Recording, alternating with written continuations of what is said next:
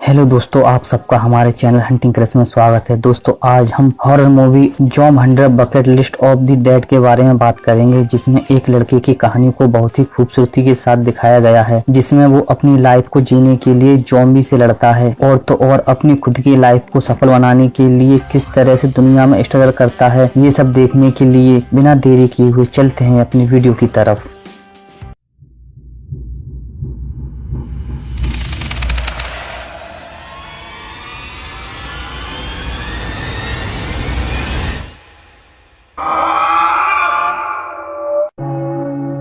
दोस्तों हमें मूवी की शुरुआत में एक लड़के को दिखाया जाता है जो ज़ॉम्बी से लड़ते हुए भाग रहा होता है और बोल रहा था कि आखिर इन सब लोगों को हुआ क्या है। तभी दो ज़ॉम्बी उसके सामने आकर गिर जाते हैं, लेकिन वो उनसे भी बचकर निकल जाता है और अपनी जॉब पर चला जाता है। तभी मूवी में 1 साल पीछे का सीन दिखाया जाता है जब इस दुनिया में ज़ॉम्बी का अटैक नहीं हुआ था। बाय द वे, इस लड़के का नाम अकीरा है जो इस मूवी का मेन कैरेक्टर है। वो बहुत खुश था क्योंकि उसका आज ऑफिस जॉब का पहला दिन था और उसने इस ऑफिस लाइफ को खुद से चूज किया है क्योंकि उसे लगता है कि यही जीने के लिए सबसे बेस्ट जिंदगी है। कंपनी में जाने के बाद उसे सभी से इंट्रोड्यूस कराया गया। उसके बाद जब अकीरा को ऑफिस में उसकी जगह मिली तो वो वहाँ पर एक लड़की को देखता है जिसका नाम ओथोरी होता है। अकीरा को ओथोरी का व्यवहार बहुत अच्छा लगता है। फिर हमें मूवी के अगले सीन में अकीरा को अपने सीनियर्स के साथ एक रेस्टोरेंट में खाना खाते हुए देखते हैं, आपस में बातचीत करते हैं। तभी अकीरा को बताया जाता है कि आज वो ऑफिस में ज्यादा काम होने की वजह से घर नहीं जा पाएगा। उसके बाद ऑफिस में उसके सीनियर अपना काम अकीरा को देने लगते हैं, जिससे उसे पूरी रात ऑफिस में ही गुजारनी पड़ती है। मूवी में हमें अगला दिन दिखाया जाता है, लेकिन ऑफिस का काम अभी भी बाकी था, इसलिए अकीरा को दूसरे दिन भी ओवरवर्क करना पड़ता है। जब अकीरा 2 दिन बाद बहुत ही खराब हालत में घर वापस आता है तो उसकी हालत देखकर उसके अंकल भी हैरान हो गए। घर पहुंचने पर उसे रियलाइज हुआ कि ऑफिस में ऐसा होता है, ये तो पूरी तरीके से नरक की तरह है। और कुछ देर के बाद वो सो जाता है। अगली सुबह फिर से वही रूटीन शुरू होता है जो पिछले 2 दिनों से हुआ था, सिर्फ काम ही काम, ऊपर से सीनियरों का दबाव जो अकीरा को एक मशीन समझते हैं। उसे नहाने धोने तक का समय नहीं मिलता और वो ऑफिस में ही अपना सिर धोने लगता है। उसके बाद अकीरा अपने फ्रेंड केंचो से मिलता है और उसे अपनी पूरी समस्या बताता है, लेकिन केंचो अकीरा की बातों पर ध्यान नहीं देता क्योंकि उसकी लाइफ अच्छी चल रही होती है। वो लड़कियों को डेट करने में बिजी था। तभी गुस्से में आकर अकीरा कहता है कि अगर तुम उस दिन वो गलती नहीं कर तो हम वो गेम हारते नहीं, बल्कि आज हम एक अच्छी जिंदगी जी रहे होते। तभी केंचो अकीरा की बातों पर भड़क जाता है और कहता है कि क्या तुम आज भी मुझे उस बात के लिए जिम्मेदार मानते हो। उसके बाद उसमें झगड़ा हो जाता है। अगले सीन में अकीरा की मुलाकात ओथोरी से होती है और वो अपने आप को और ओथोरी को इस नरक से बाहर निकालने का फैसला करता है क्योंकि उसका बॉस उसे और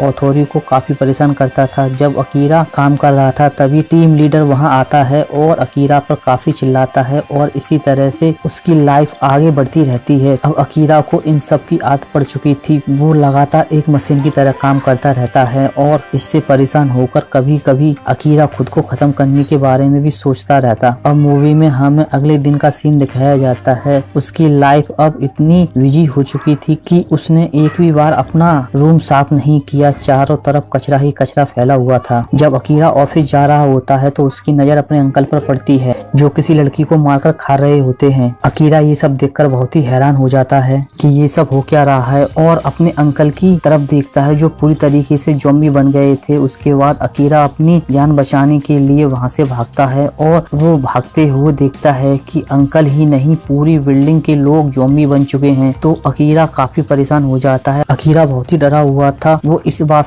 को लेकर नहीं डरा हुआ कि सब लोग ज़ॉम्बी बन गए हैं, बल्कि इस बात से कि अगर वो ऑफिस के लिए लेट हो गया तो उसका टीम लीडर उसे बहुत डांटेगा। अकीरा बिल्डिंग की छत पर पहुंच जाता है। वहां पर भी ज़ॉम्बी उसका पीछा करते हुए चले जाते हैं, लेकिन वो एक दरवाजे के ऊपर चढ़कर दूसरी तरफ पहुंच जाता है और वो दूसरी साइड पहुंचकर रियलाइज करता है कि पूरी दुनिया ज़ॉम्बी बन चुकी है। चारों तरफ सिर्फ तबाही तबाही दिख रही है। ये सब देखकर वो बहुत खुश हो जाता है और खुशी से झूमने लगता है क्योंकि अब उसे काम पर नहीं जाना पड़ेगा। वो अब अपनी जिंदगी अपने तरीके से जिएगा, किसी भी बात की चिंता करने की जरूरत नहीं है। तभी उसे ओथोरी की याद आती है और वो ओथोरी को मोबाइल पर फोन करके ओथोरी से उसके बारे में पूछता है। तभी ओथोरी उसे मदद के लिए बोलती है और अपना लोकेशन अकीरा को भेजती है। मूवी के अगले सीन में हम एक कपल को देखते हैं जो अभी ज़ॉम्बी नहीं बने हैं। वो अब क्या करेंगे, तभी वो अकीरा को पाइप के सहारे नीचे जाते देख वो शॉक हो रह जाते हैं। अकीरा उनसे कहता है कि वो किसी काम से बाहर जा रहा है, वो वापसी में स्टोर से होकर आएगा, अगर उन्हें किसी चीज की जरूरत हो तो बता दीजिए, वो लेते आएगा। तभी वो अकीरा को नूडल्स लाने के लिए कहते हैं। वो अपनी साइकिल से ही अथॉरिटी की मदद करने निकल जाता है। वहाँ कुछ ज़ॉम्बी उसका पीछा करते हैं, लेकिन थोड़ी देर बाद देखते ही देखते सैकड़ों ज़ॉम्बी अकीरा के पीछे पड़ जाते हैं, लेकिन वो उससे अपनी जान बचाते हुए उस जगह पहुँच जाता है जहाँ अकीरा को अथॉरिटी ने आने के लिए कहा था। वो जब घर के अंदर जाता है तो देखता है कि चारों तरफ सन्नाटा है। तभी अकीरा का अथॉरिटी नीचे से पैर पकड़ लेती है और वो उससे मदद मांगती है।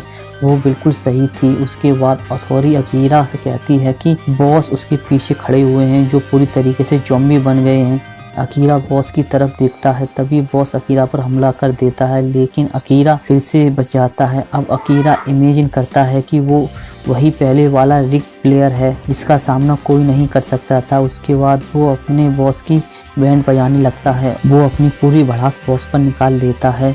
उसके बाद अथॉरिटी भी एक बड़ी सी चीज से बॉस पर हमला करके उसे जान से मार देती है और वहीं बेहोश होकर खुद भी गिर जाती है, क्योंकि अकीरा के आने से पहले बॉस ने अथॉरिटी को काट लिया था, जिससे वो भी अब पूरी तरीके से ज़ॉम्बी में बदल जाती है और अकीरा पर हमला कर देती है। अकीरा खुद को किसी तरह अथॉरिटी से बचाता है और वहां से जाने लगता है, लेकिन जाने से पहले वो अपनी सारी फीलिंग अथॉरिटी को बता देता है कि वो जॉब के पहले दिन से ही अकीरा को पसंद करने लगा था। उसके बाद वो अथॉरिटी को कमरे में लॉक करके वापस अपने घर आ जाता है। जब वो वापस पाइप के रास्ते ऊपर चल रहा होता है तो वो उस कपल को देखता है, लेकिन वहाँ कोई नहीं होता और चारों तरफ खून ही खून बिखरा होता है। ये सब देखकर वो समझ जाता है कि वो अब इस दुनिया में नहीं रहे, जिसकी वजह से वो बहुत बुरा महसूस करता है और अपने रूम में बैठकर सोचता है कि आज नहीं तो कल मैं भी इन्हीं की तरह ज़ॉम्बी बन जाऊंगा। इसीलिए उसने आज़ाद होकर अपनी लाइफ को जीने की सोची। उसके बाद वो सब काम करने का भी प्लान बनाया जो बिजी रहने की वजह से वो कर नहीं पाया। उसने अपने 100 विशेष की एक लिस्ट तैयार की, जिसमें पहली विश थी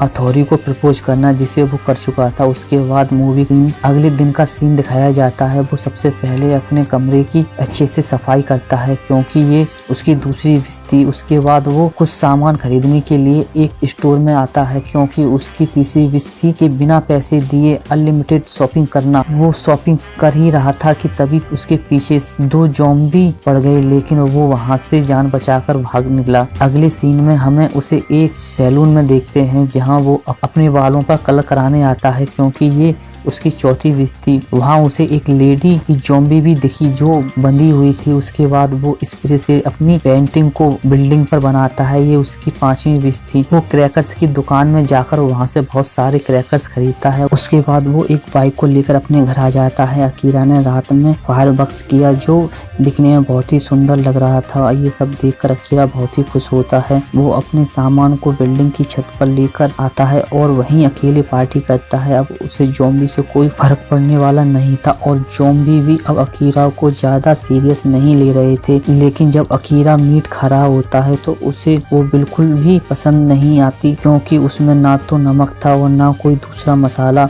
वो अपनी बाइक को लेकर फिर से स्टोर जाता है और वहाँ से मसाले लेता है। तभी एक लड़की अकीरा को ज़ॉम्बी समझकर उस पर हमला कर देती है। तभी अकीरा बताता है कि वो ज़ॉम्बी नहीं है, वो तो सिर्फ यहाँ नमक और मसाले लेने के लिए आया था। लेकिन जब उस लड़की ने देखा कि ये सच है, कि ये तो सच में मसाले ले रहा है, तो उसने अकीरा को छोड़ दिया। अकीरा ने जब उस लड़की का फेस देखा तो उसे देखकर वो देखता ही रह गया। वो काफी सुंदर थी, यानी कि अकीरा अपना दिल उस लड़की को दे बैठता है। और यहीं पर इस मूवी का पार्ट 1 समाप्त हो जाता है। तो दोस्तों आगे की मूवी को हम अपने अगले पार्ट में एक्सप्लेन करेंगे, तो बने रहिए हमारे चैनल के साथ। मिलते हैं इस मूवी के अगले पार्ट में, तब तक के लिए धन्यवाद।